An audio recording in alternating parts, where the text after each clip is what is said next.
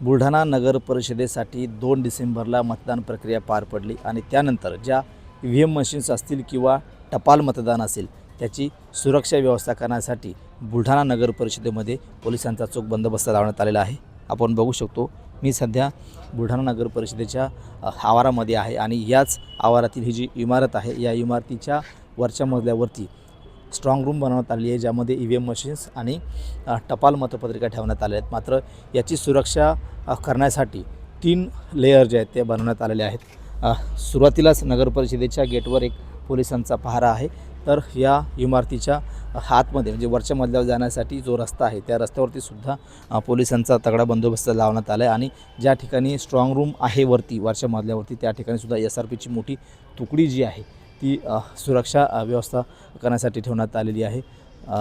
या बिल्डिंगच्या पाठीमागे सुद्धा पोलिसांचा बंदोबस्त लावण्यात आलेला आहे।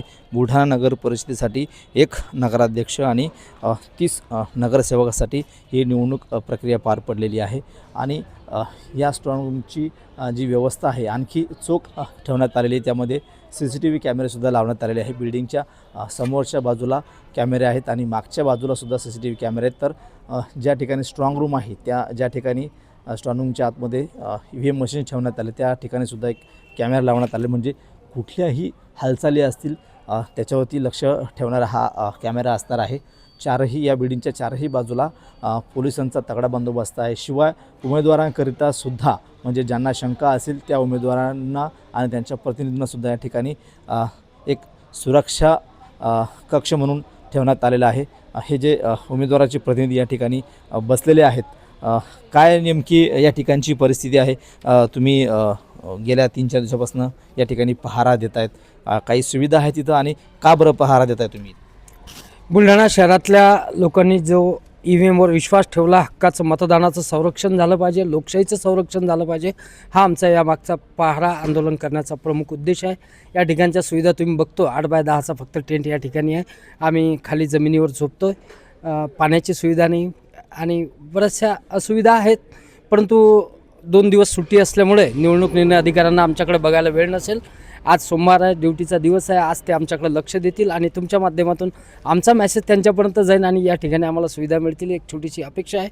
आणि बुलढाण्यातल्या शहरांतल्या नागरिकांचा विश्वास, त्यांनी टाकलेलं मतदान याची सुरक्षा करणं, संवर्धन करणं ही आमची जबाबदारी आहे। आता 21 तारखेला मतमोजणी होणार आहे, तोपर्यंत तुम्ही या ठिकाणी पहारा देणार? नक्कीच, आम्ही 20 डिसेंबरपर्यंत सकाळपर्यंत या ठिकाणी थांबणार आहे। 20 डिसेंबरला संध्याकाळी, 21 डिसेंबरला सकाळपर्यंत आम्ही या ठिकाणी थांबणार आहोत। नक्कीच, तर हे होते उमेदवाराचे प्रतिनिधी जे गेल्या 4 दिवसापासून या कशाबशाची व्यवस्था केलेली आहे त्या ठिकाणी एक पहारा देत आहेत, स्ट्रॉंग रूमच्या बाहेर पहारा देत आहेत। कुठलीही अनुचित घटना किंवा अनुचित प्रकार घडू नये त्याकडे यांचं बारीक लक्ष आहे आणि या ठिकाणची सुविधाबद्दल त्यांनी सुद्धा निवडणूक आयोगाकडे खंत व्यक्त केली आहे आणि तात्काळ या ठिकाणी सुविधा उपलब्ध करून द्यावा अशी मागणीसुद्धा उमेदवाराच्या प्रतिनिधींनी केली। कॅमेरामन नीरज देशमुखसह गणेश सोळंकी, TV9 मराठी, बुलढाणा।